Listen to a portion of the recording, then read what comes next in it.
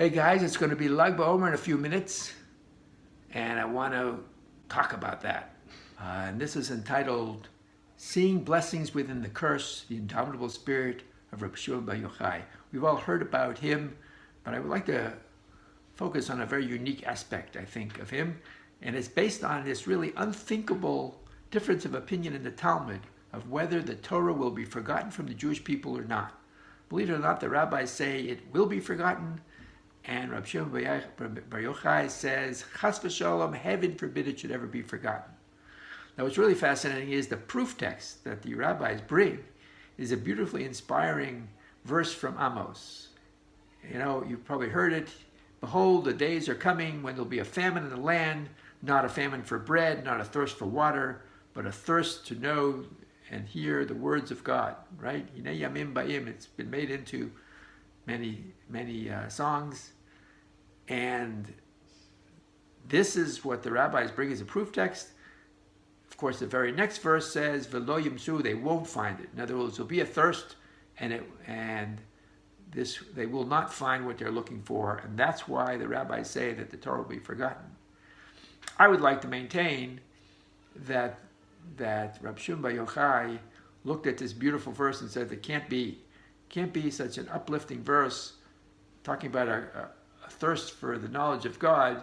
Somehow people will find what they're looking for. In fact, he interprets the word lo yimsa'u, that they won't find it, meaning they won't find it in one place. In other words, there's not one single person you go to, and every aspect of Judaism that you're interested in, you will find.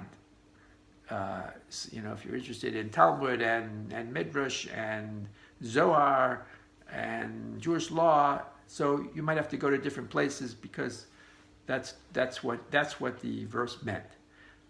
I also believe that we can find something from this week's parsha, at least in Israel, that helps understand how you can find, as I say, this blessing in disguise. You know, it says we have the tochacha, this terrible rebuke, which sounds like the Holocaust in this week's parsha. And one of the verses says that the land will be destroyed. And Rashi points out that this is actually a blessing. How could that be a blessing? Because the land was desolate. None of those countries that conquered it ever settled it. So the land of Israel actually waited for the Jewish people. Let me give you a quote from Mark Twain, because indeed the Romans, the Arabs, the Crusaders, the Ottomans all failed miserably in efforts to settle the land of Israel.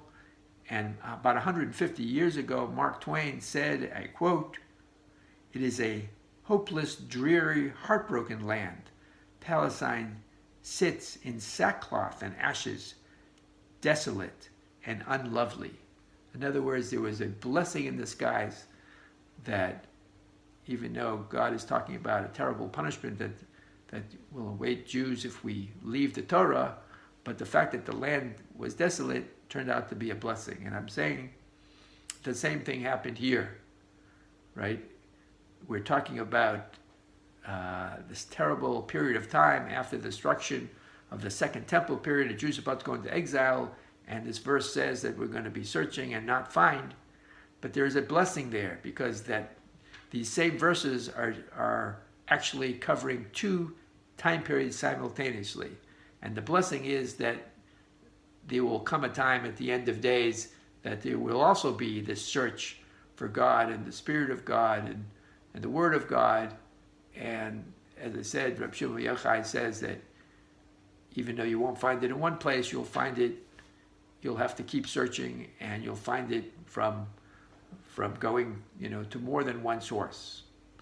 Of course, this fits very beautifully with the story of Rabbi Shimon bar Yochai, because as we know, the Romans had put out a death sentence on him, and he ran to a cave with his son, and there he spent 13 years learning the secrets of the Torah, what we call now the Kabbalah or the Zohar, and he brought this tremendous light into the world, and this, of course, is the light that helped the Jewish people through some of our darkest times. So that's why we light bonfires and all that. But so it's no surprise that Rabbi Shimon bar Yochai, who was able to turn something tragic into a great blessing, was able to find the great blessing in this difference of opinion about whether we would ever forget the Torah. He was able to look at these verses, even though they were talking about dark times of Second Temple period. He was able to look at them and see the great blessing of the end of times and know for sure that we indeed, chas v'shalom, heaven forbid, will never forget the Torah.